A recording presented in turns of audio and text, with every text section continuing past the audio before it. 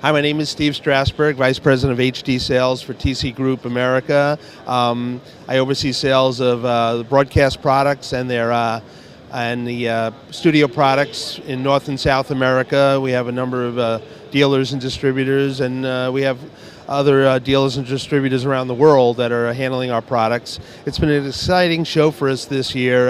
We're introducing some new hardware and some new software platforms for our products. We're going native with our radar meter. It's been a lot of TDM stuff in the past, and now we're going native, so we're going to be able to add, obviously other platforms, so other workstations can utilize our radar meter.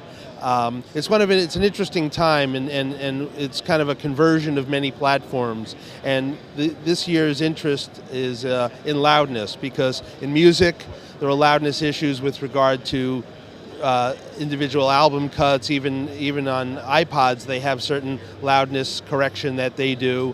In broadcast, the COM Act was approved last December, and it actually becomes officially mandated this December, so all of the TV stations have to be compliant. There's all new IP stuff going on, and streaming, that, again, loudness is an issue, because if you don't plan correctly, what will end up happening is your audio may be distorted or may not be heard correctly, and people are concerned with that, so they're preparing for it.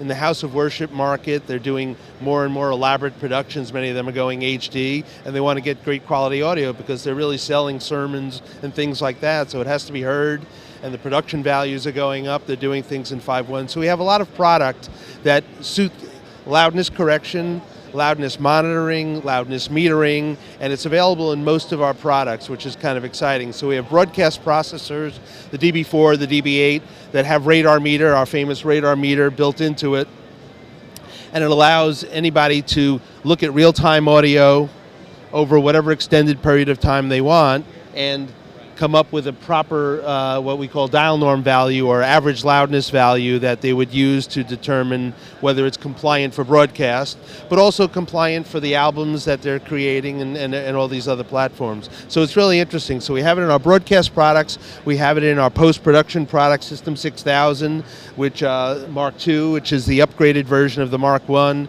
Anybody can take a Mark I and bring it 100% current, even if it's 12 years old. We'll make it as like a brand new System 6000 Mark II for a small fee, and it'll extend the warranty, and so it breathes life into hardware that people have been happily using forever. We announced at the show we have LM6 and AM6 plugins that'll be as RTAS audio units and the various other platforms beyond TDM that will allow people to use these radar meters and analyzers for film mixing. AM6 is for film. It does LEQM and allows film mixers to do trailers and films anywhere they want using our plugins.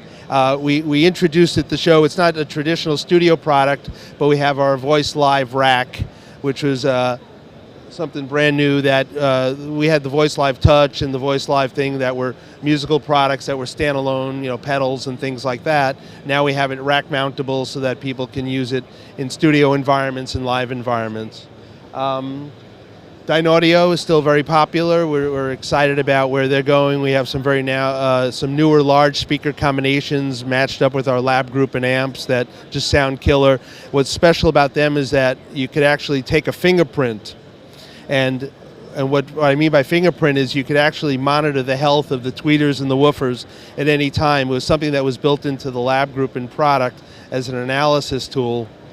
And so therefore, because lab grouping is used very often in live applications where speakers are hung, and so you can't actually go up and listen and see if they're working right, so it actually monitors the health. So now in studio monitors, we can do that with our amplifier. It does the crossovers and it monitors the health, so that if a studio mixer is mixing and something doesn't sound right, he could actually go to the amplifier and it'll tell him that a tweeter is not performing up to spec, and he can change it out to complete the project. And also maybe bill the client, because the client was the one who might have been responsible for blowing it. So it's very interesting, and they increase use of different technologies and the homogenizing of various technologies for the various markets. So it's an exciting time for us.